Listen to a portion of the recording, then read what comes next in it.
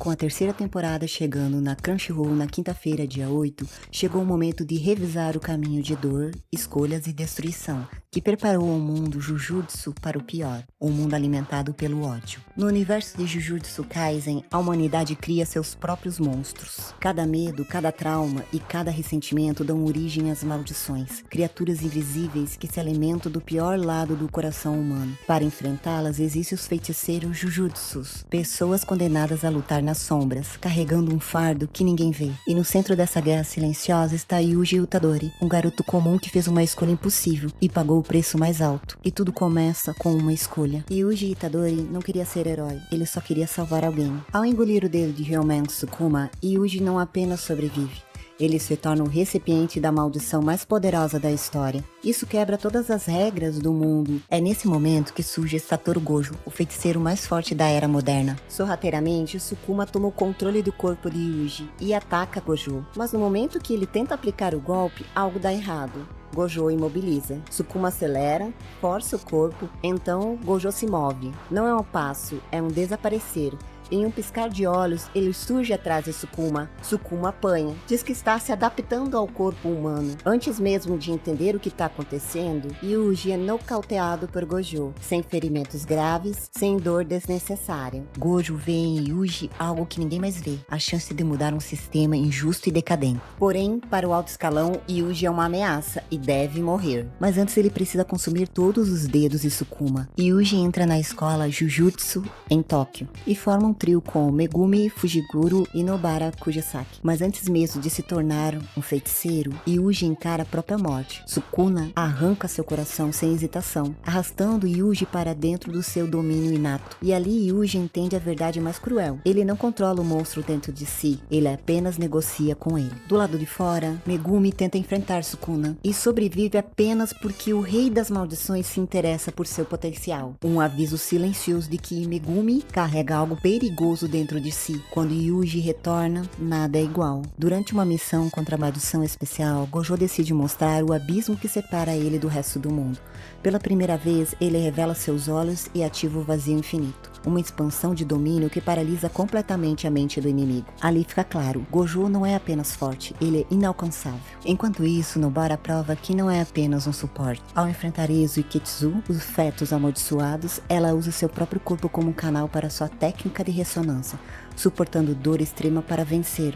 Uma luta sangrenta que mostra o quão longe ela está disposta a ir. Mas o verdadeiro trauma da temporada é o primeiro encontro com Mahito, uma maldição que representa o ódio humano em estado puro. Ele não apenas mata, ele brinca com vidas. Cada golpe deferido contra Mahito não era apenas físico, era um ataque contra a própria ideia de justiça que Yuji carregava. A luta contra Mahito ensina Yuji uma verdade cruel. Quanto mais ele lutava, mais parecia que o mundo Jujutsu não recompensa boas intenções. A morte ali não era um acidente, era a rotina. No evento de intercâmbio entre escolas, Yuji encontra Ayutudo, um lutador imprevisível que enxerga potencial onde outros veem fraquezas. Juntos, eles enfrentam Hanami em uma batalha caótica, sincronizada e brutal. Yuji entra em um estado absoluto de concentração e acerta vários golpes consecutivos, ultrapassando seus próprios limites em tempo real. Yuji começa a entender que ser forte não significa salvar a todos, mas escolher quem ainda pode ser salvo. O mundo Jujutsu segue em frente, mas Yuri Utadori já não é mais o mesmo, e essa percepção começa a destruir algo dentro dele. A segunda temporada de Jujutsu Kaisen começa voltando no tempo, para o momento em que Satoru Gojo ainda não era uma lenda,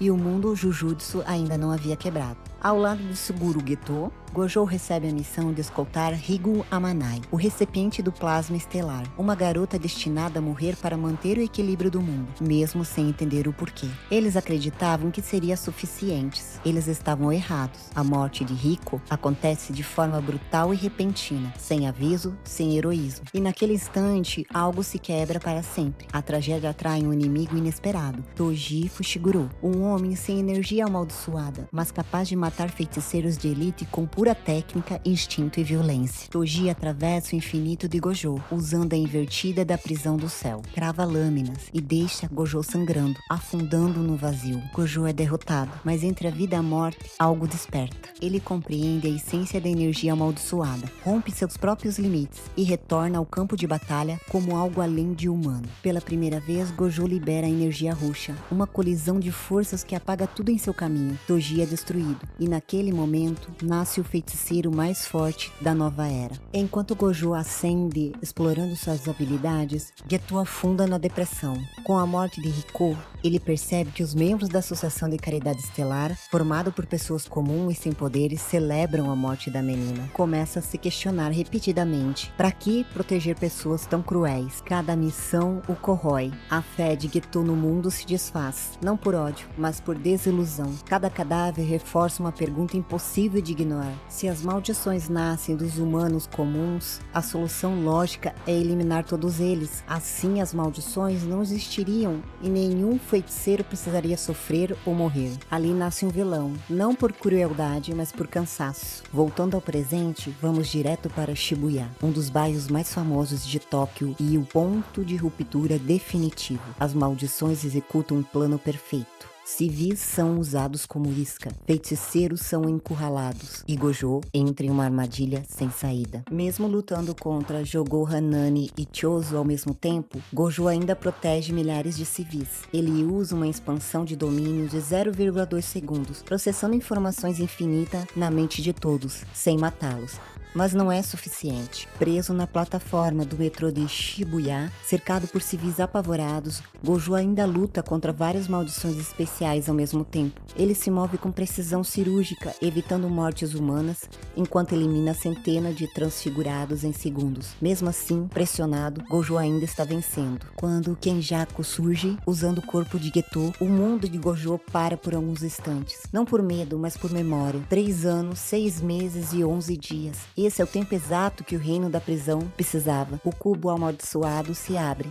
Não há explosão, não há impacto. Apenas um peso esmagador que distorce o espaço ao seu redor. Gojo tenta se mover, mas o tempo parece desacelerar. Correntes invisíveis se fecham, o espaço se dobra, o infinito pela primeira vez não responde. Ele é puxado para dentro, congelado em um instante eterno, incapaz de agir, pensar ou lutar. O reino da prisão se fecha, o feiticeiro mais forte é removido do tabuleiro, não derrotado, não morto, apenas selado. E naquele momento tudo muda, e sem Gojo, o equilíbrio do mundo desaparece. Chozo encontra Yuri Utadori. Tomado pela dor das mortes dos irmãos Ezo e Ketchu, ele quer vingança. O confronto acontece em um ambiente fechado, sufocante, sem trilha heróica, sem discursos. Apenas punhos, sangue e respiração pesada. Chozo domina o espaço com sua manipulação de sangue, usando ataques de alta pressão, como o sangue perfurante. Yuji apanha, cai, levanta repetidamente e continua num looping, numa batalha que nunca termina. Yuji luta pelos seus amigos para sobreviver. Chozo luta pela dor e pela memória dos irmãos. Quando a batalha termina, Yuji está derrotado, caído e sangrando no chão. E Chozo está quebrado psicologicamente. Então começa a ter visões de uma fraternidade, de um lugar melhor, que nunca existiu. Nesse mundo caótico, a realidade não poupa ninguém. Joko faz com que Yuji engula todos os dedos. Nesse momento, Sukuna desperta e assume o controle do corpo de Yuji. O rei das maldições brinca com a vida dos outros, propõe um acordo para Joko. Se ele vencer, vai obedecer a eles. Joko aceita sem imaginar a catástrofe. Sukuna não luta, ele brinca. Meteoros caem do céu, rios de lava tomam as ruas.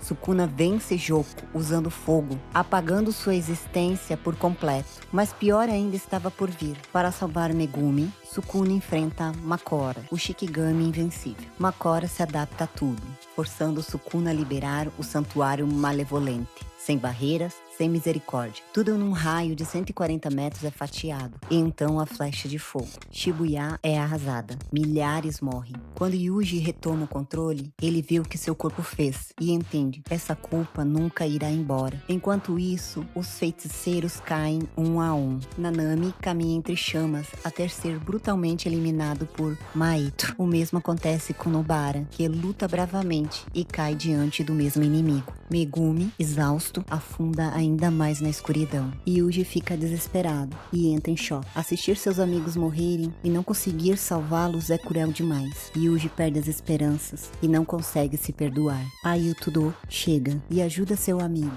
Juntos começa o confronto final contra Mahito. A luta é caótica, brutal e emocionante. Todo manipula o campo de batalha. A luta vai ficando cada vez mais dinâmica. Mahito surpreende Todo e acerta vários golpes. Nesse momento, Todo é ferido e perde a mão esquerda. E mesmo assim consegue bater palmas na mão de Mahito para trocar de lugar com Yuji. Cada sequência é conectada. Yuji desliza pelo campo de batalha, desviando por centímetros. Ele gira o tronco para escapar, inclina o corpo para frente do eixo.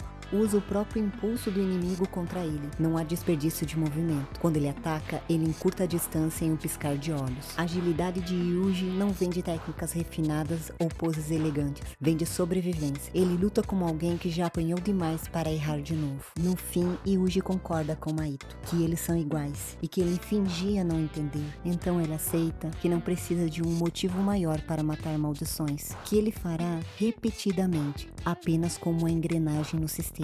Mahito sente medo pela primeira vez.